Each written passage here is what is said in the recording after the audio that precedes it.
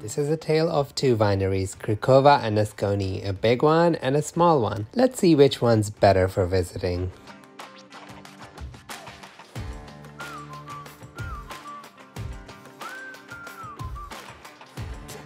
I'm going to watch a movie now.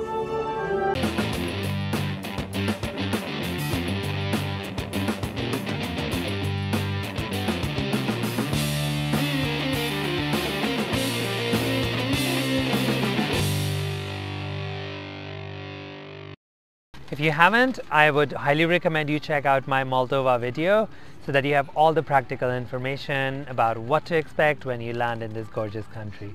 So check it out now before continuing with the video.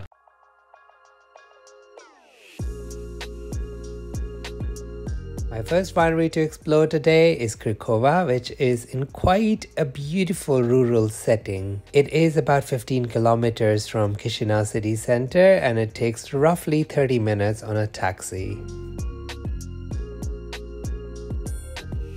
No visit to Moldova is complete without a visit to at least one of the wineries, and there's quite a few throughout the country. And the most famous one is Cricova. Now, this is not the biggest one. The biggest one is Milești, and this is the second biggest one.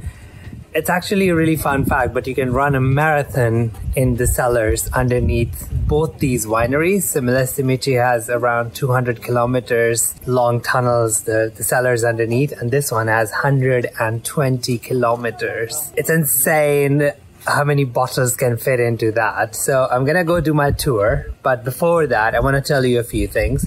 One, make sure you book your tour in advance because the timings are not the same, and if you just turn up and they don't have space, you'll be sitting here waiting for a long time.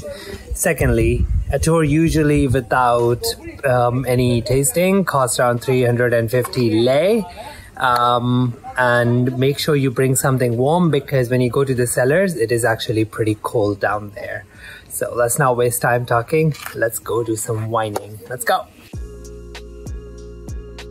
Most of the tour happens on these buggies and you will be driven through miles and miles of cellars.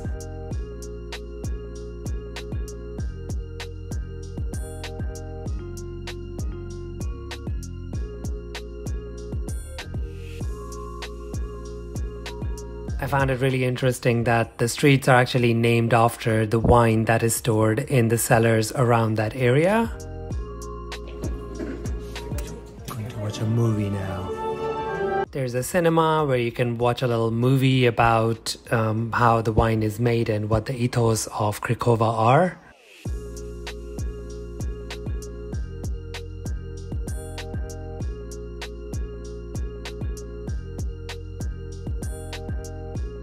We were shown how the wine is produced and what are the different stages before it gets to your table, which is quite interesting and really informative.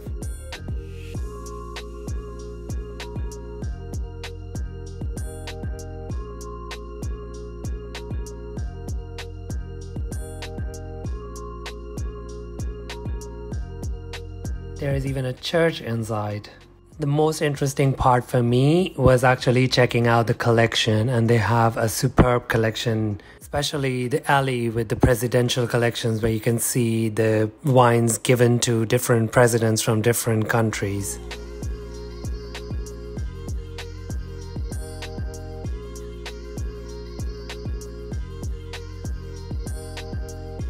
At the very end of tour, we were taken to the areas where wine tasting happens, and the one that I found really interesting was the room which is themed after the local culture of Moldova. It was really nice, the whole color palette and everything, that's soothing. And if you check, they have added this lighting on the windows, so despite you being like really down in the ground, it gives you this feeling that you are in a normal room. That was really fun. We went through so many places in the entire winery, and this place is like massive, and it actually does get pretty cold out there, so don't forget to bring your jacket, unlike me. There's a shop at the end, and if you book like some wine tasting, you can do that at the end as well. Otherwise, I mean, honestly, these are really cheap and they look really good, so I'm gonna buy some for my friends and then we go. To sort of compare this with a more local winery, we'll explore one more. and I will see you there.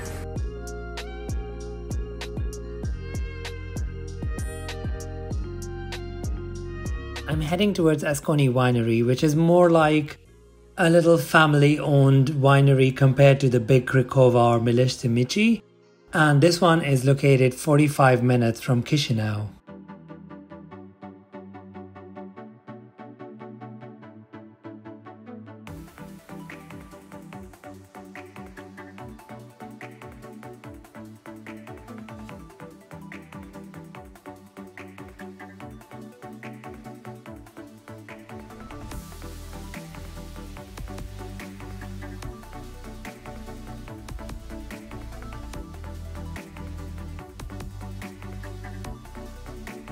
I am at Asconi Winery now, which is completely on the other side from Chisinau. It is also a completely different feel from Cricova, where we were in the beginning of the day. This is more like, a rural setting. You can come explore. It's more natural, there's flowers. It's more like, you can actually experience the rural side of things here. What I really enjoyed about this place is, one, the food is very, very traditional. It's, it's a very homely feeling. I don't know how to explain it properly, but you can actually experience the tradition, the culture. And at Cricova, it's almost like, industrial. So you can see how the wine is made. And yes, they have like cellars that go on for like 120 kilometers and expanding, by the way, because they still take out limestone. And that makes more cellars, which means they can keep adding to the winery. So I'm gonna go get some food here. It is really delicious apparently, so I'm quite hungry as well. Let's go get some food and then I'm gonna show you the winery. Before we go, by the way, you do need to make a reservation if you want a tour, which I highly recommend. Do not come here without a reservation. I don't mean it just for the wineries, I mean generally in Moldova as well. Do not go anywhere without a reservation, right? Or you could be quite disappointed, especially if you come in the high season, which is the summer, which is also the best time to come here. So let's go get some food now.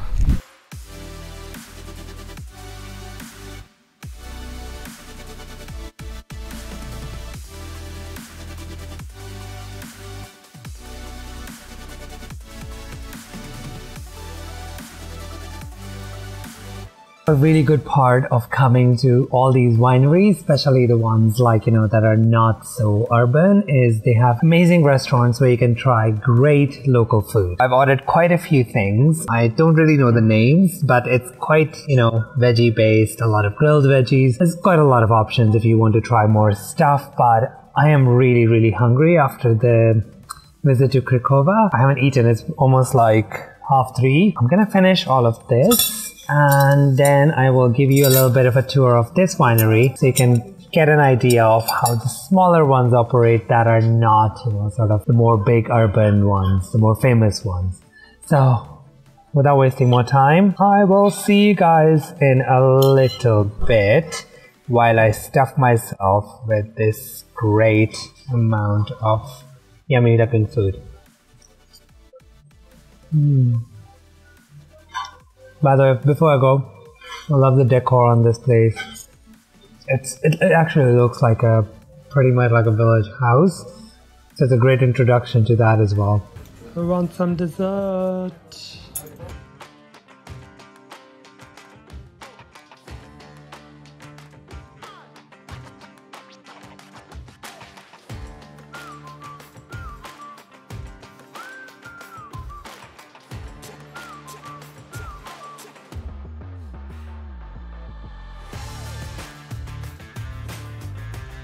After your tour, you get to come here and taste a few different wines and see their beautiful collection.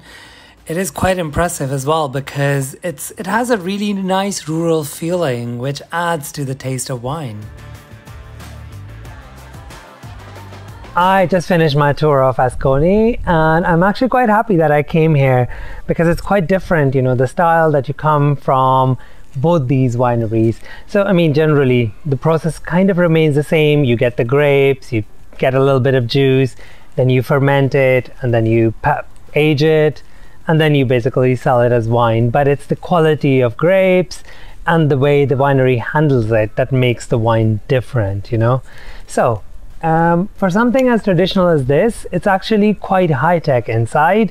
And if you are here, I would suggest that you do some tasting as well.